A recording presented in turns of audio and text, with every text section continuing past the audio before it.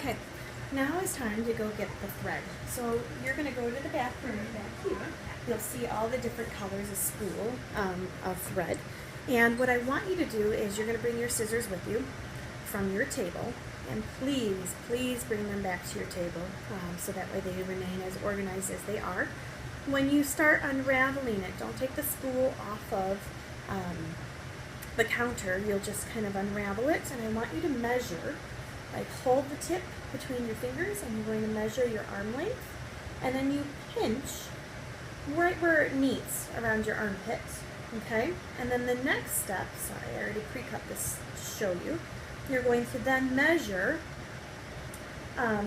from that end until you get to the exact opposite end. So you're making a double is the goal. You want to have a double thread. It makes it a little bit sturdier, and that'll help you be able to have a nice thick thread strand, okay?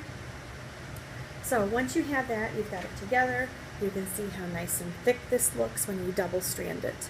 The next thing you're going to do is go get one of the needles, and you'll see back there on the styrofoam, there are the needles, and I will show you how to thread that. Okay, so to make your you need to have a knot in order to not lose what you've already created. So what you want to do here is you're going to pinch, one side like this, and you're going to put the loop, sorry, I'll try it again for you.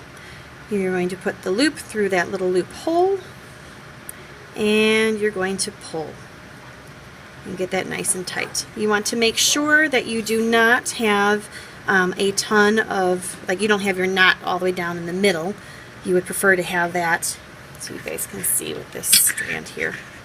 You don't want to have your knot all the way here and you're wasting all of this thread. So you just want to, sometimes what I'll do is I'll just fold it, maybe make it a little bit thicker, and then I'll do my loop that way. And just get that really good, nice, thick bit of a knot. Okay?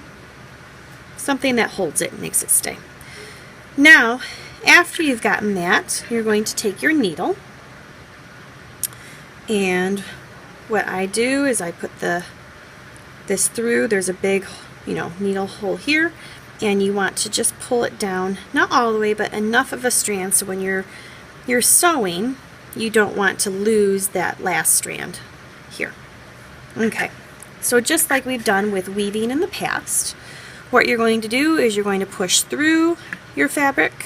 Okay, you might need to push a little hard, and then you're going to come back up just like you did with the pins, and you're going to pull. Make sure you don't lose that little strand here. So it's always good that when you go to pull that you pinch your string, and you're going to pull this all the way. And then what you're going to do is you are going to knot this here, just like when you tie your shoelaces.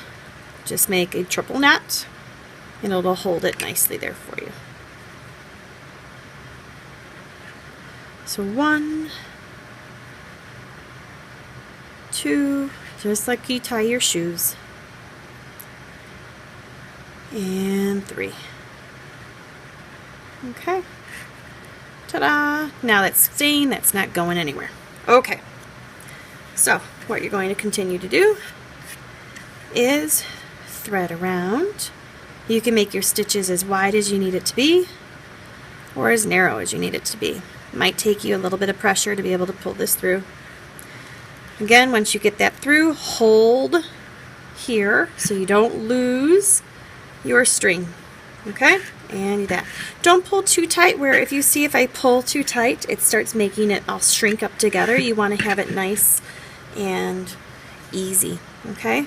Once you've got your area pinned, or your pins, go and get the pin tray, and that way you can put your pins in as you take them out.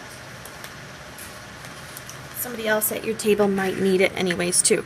So you put your pin in, and you go back to stitching. If you can still see your chalk line, follow your chalk line, and you just keep going. When you're under, you go back over, just like you learned how to sew. And you just keep going.